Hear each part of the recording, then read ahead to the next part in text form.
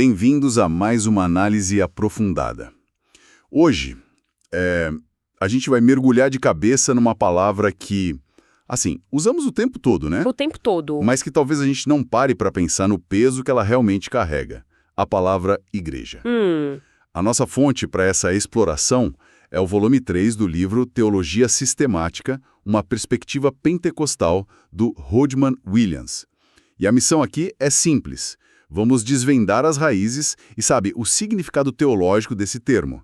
Ok. Que de tão familiar talvez tenha até perdido um pouco da sua força. Ok, vamos desvendar isso. E olha, essa é uma missão mais importante do que parece.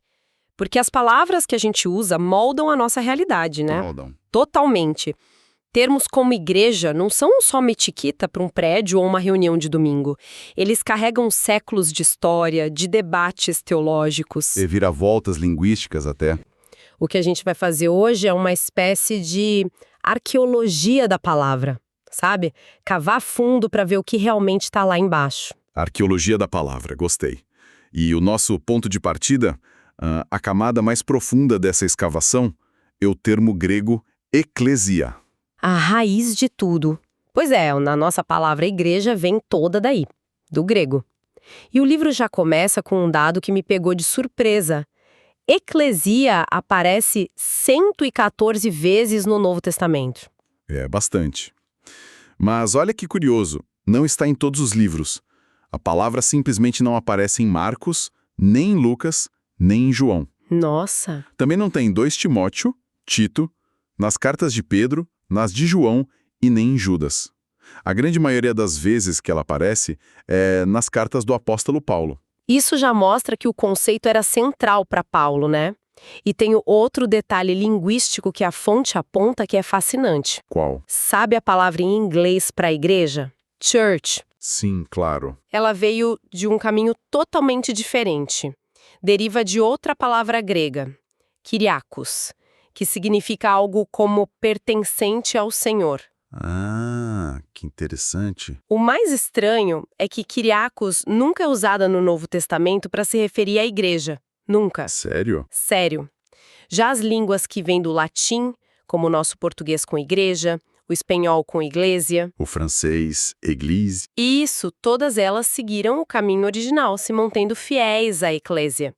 É como se tivesse acontecido uma bifurcação na história das palavras. Que loucura! É como se a gente tivesse guardado a chave original, então. Exatamente. Mas, então, para entender o que eclésia significava para os primeiros cristãos, a gente precisa olhar como a palavra era usada antes deles a adotarem, certo? Isso vê o contexto. O livro do Williams destaca 2 contextos principais. O primeiro vem lá do Antigo Testamento, na sua tradução para o grego. Em Atos capítulo 7, Estevão está fazendo aquele discurso dele e fala da eclésia no deserto. Se referindo à Assembleia de Israel no Monte Sinai. Exatamente, aquela mega assembleia.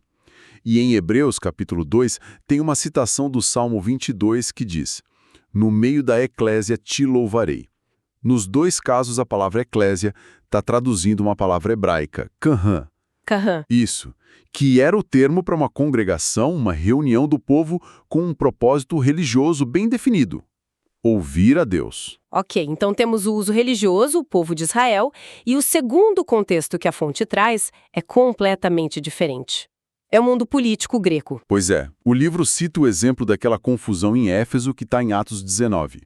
A cidade inteira entra em alvoroço por causa de Paulo e o texto diz que a eclésia, a assembleia dos cidadãos, se reuniu no teatro. Ali não tinha nada de religioso. Nada. Era uma assembleia cívica, quase. Uma câmara de vereadores de emergência para discutir os assuntos da cidade. Pois é, e aí que a coisa fica boa. O que é fascinante aqui é o fio condutor que une esses 2 usos que parecem tão distantes. O que eles têm em comum? Tanto o povo de Israel no deserto, quanto os cidadãos de Éfeso no teatro. O que eles estavam fazendo? Se reunindo. Sim, mas eles foram chamados para fora. Chamados para fora de suas tendas, de suas casas, dos seus comércios, da rotina. Ah, faz sentido. Eles foram convocados para se reunir com um propósito específico, um propósito maior que a vida individual de cada um. Seja para receber a lei de Deus ou para deliberar sobre o futuro da cidade, a ideia central é a de uma convocação. É um conceito super dinâmico. Que é onde fica realmente interessante, porque essa ideia de chamado para fora não é só uma interpretação, é a raiz da palavra. É a etimologia, né? Exato. Eclésia é a junção de duas palavras gregas. Ek, que significa de dentro para fora, e kaleo, que significa chamar. Uau! Então, ao pé da letra, a igreja é a Assembleia dos Chamados para Fora. Isso é incrível. O significado todo já estava no nome. Exatamente. E isso nos leva à pergunta teológica que vale 1 milhão, né? Se o nome significa chamados para fora, Certo, então a pergunta é chamados para fora de quê? certo. E é óbvio que para os cristãos não era sobre sair de casa para ir a uma reunião. O chamado era muito, muito mais profundo. Com certeza. E o Novo Testamento responde essa pergunta de forma bem direta, né? Muito direta. A fonte nos lembra de Gálatas capítulo 1, onde Paulo diz que Cristo nos resgatou desta presente era perversa. Ou então de 1 Pedro capítulo 2, que diz que Deus chamou o seu povo das trevas para a sua maravilhosa luz. Uau! O chamado, então, não é para um isolamento físico do mundo, mas para uma saída de uma condição espiritual, sair do pecado, da escuridão, de uma geração corrompida, como a Bíblia diz. Então o sermão de Pedro, no dia de Pentecostes, lá em Atos 2, é o exemplo perfeito disso. É o exemplo máximo, quando ele se levanta e diz para a multidão, salvem-se desta geração corrompida. Ele estava literalmente fazendo um chamado de eclésia, convocando o pessoal para fora. Para fora daquela mentalidade, daquele sistema e para dentro de algo novo. E as 3.000 pessoas que responderam formaram a primeira comunidade da igreja ali, na hora. Perfeito. E se a gente conectar isso com o quadro geral, chegamos numa conclusão que o autor Hodman Williams bate muito na tecla. Que é? A igreja, na sua essência mais pura, não é uma organização, uma instituição ou um prédio com uma placa na frente. Certo. A igreja é constituída por um evento, o evento da salvação. Sem esse ato de ser chamado para fora do pecado para a luz, a igreja simplesmente não existe. A identidade do membro não é uma filiação, então? Não. É a participação ativa e contínua nesse evento que transforma a vida. Ok, entendi. A igreja é esse grupo de pessoas chamadas para fora. Mas isso me faz pensar. A gente é só um monte de indivíduos que tiveram a mesma experiência, cada um no seu canto, ou tem algo a mais que nos une? Ótima pergunta. E a resposta está numa palavrinha que aparece logo depois daquele evento em Pentecostes. Acrescentados. Acrescentados. O texto de Atos 2 diz que as 3.000 pessoas que creram foram acrescentadas aos 120 que já estavam lá. Não foi uma junção casual, tipo, pessoas que se encontram num ponto de ônibus. Foi uma adição a um corpo que já existia. E tem mais, né? Logo depois, no versículo 47, o texto diz: e todos os dias acrescentava o Senhor à igreja aqueles que iam sendo salvos. A ação é do Senhor. E o texto dá a entender que ser salvo e ser unido a essa comunidade acontecem na mesma hora. Não tem um hiato. Isso mesmo. Na perspectiva bíblica, não existe a figura do cristão lobo solitário. A salvação te coloca imediatamente dentro de um corpo de uma comunidade. E essa comunidade tem uma característica fundamental que a diferencia da Assembleia grega: a permanência. A eclésia de Éfeso se reunia, resolvia o problema e se dissolvia, cada um para sua casa. Exatamente. A Assembleia deixava de existir até a próxima crise, mas o Novo Testamento fala da igreja em Corinto, a igreja em Jerusalém. É uma realidade contínua. É um organismo vivo, não um evento pontual. Perfeito! É um povo. Paulo, em Atos 20, diz que Deus comprou a igreja com o seu próprio sangue. A imagem é de um povo, de um corpo corporativo, não de uma mera soma de indivíduos. Faz sentido. A salvação não une a gente só a Cristo, mas também a todos os outros que estão em Cristo. Exato. E esse povo tem um propósito, uma vocação. A fonte nos leva a outra ideia-chave, a igreja como os escolhidos. Uhum. O autor faz um paralelo muito bom com Israel no Sinai. A Assembleia de Israel foi chamada para ouvir a lei e se comprometeu a obedecer. Eles disseram em uníssono: faremos tudo o que o Senhor ordenou. Certo. A Igreja do Novo Testamento, a Eclésia, tem um chamado parecido. 1 Pedro, capítulo 1, diz que os crentes são escolhidos para a obediência a Jesus Cristo. E se somos um povo chamado para obedecer, a pergunta natural é: obedecer a quem? Pois é. A resposta está numa das frases mais curtas e mais possessivas do Novo Testamento, dita por Jesus em Mateus 16. Edificarei a minha igreja.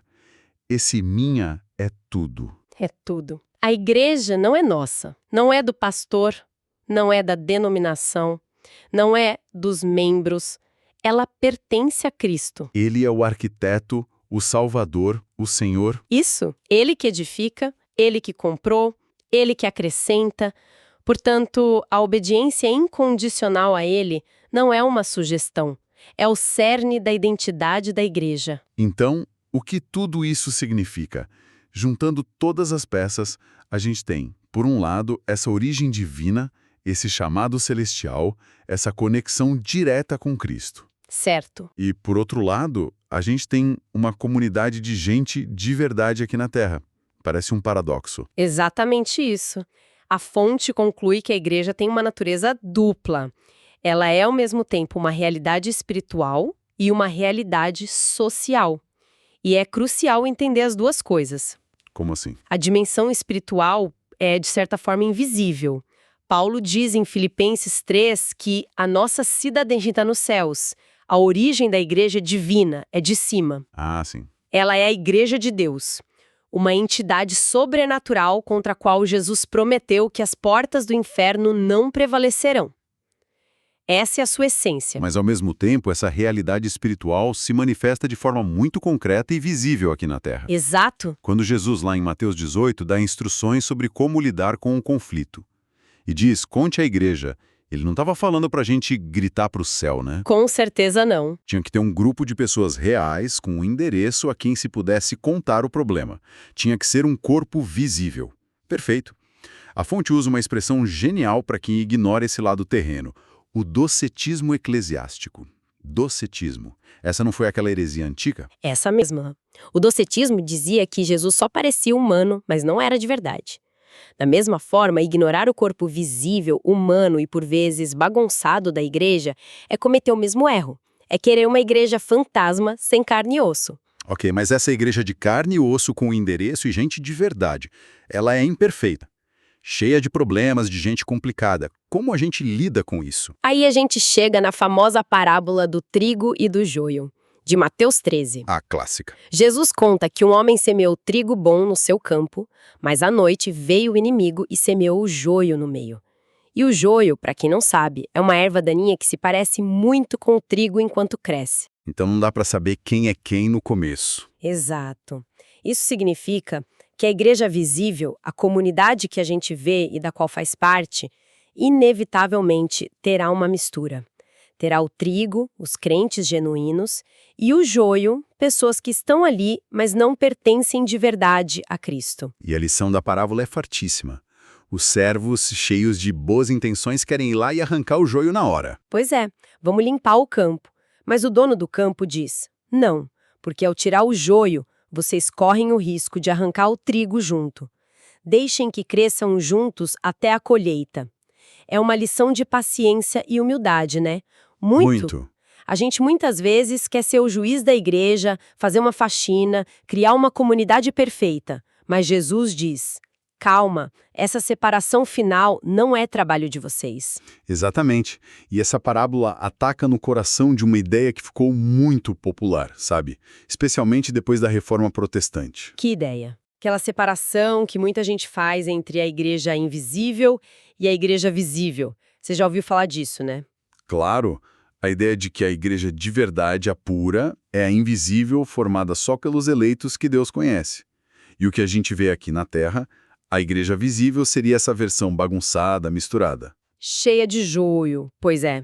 E o que o nosso autor, Rodman Williams, argumenta é que essa distinção, por mais que pareça fazer sentido para explicar a imperfeição que vemos, não é o que a Bíblia ensina. Ah, é? O Novo Testamento não fala de duas igrejas. Ele fala de uma única igreja, a Eclésia, que tem ao mesmo tempo uma dimensão invisível, espiritual, e uma dimensão visível, social.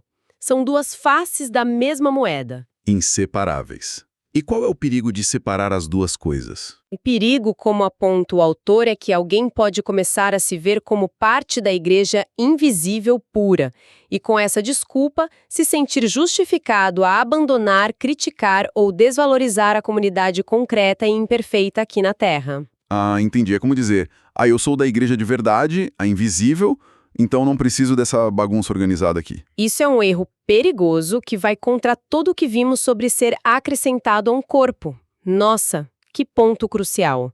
Não são duas igrejas, uma boa e uma ruim, mas uma única realidade com duas facetas. Uau! Exato. Então, recapitulando a nossa jornada de hoje, o que fica para mim é, primeiro, que a palavra igreja vem de eclésia, e seu significado mais básico é uma assembleia chamada para fora. Isso. E, teologicamente, esse chamado é de Deus, para fora das trevas e do pecado, em um evento de salvação, para dentro da sua maravilhosa luz. É um resgate. Terceiro, essa comunidade de resgatados não é só um amontoado de indivíduos, é uma entidade coletiva, um povo, ao qual o Senhor acrescenta os salvos. O povo que é chamado para obedecer a Cristo como seu único dono. E por fim, essa única igreja tem essa natureza dupla.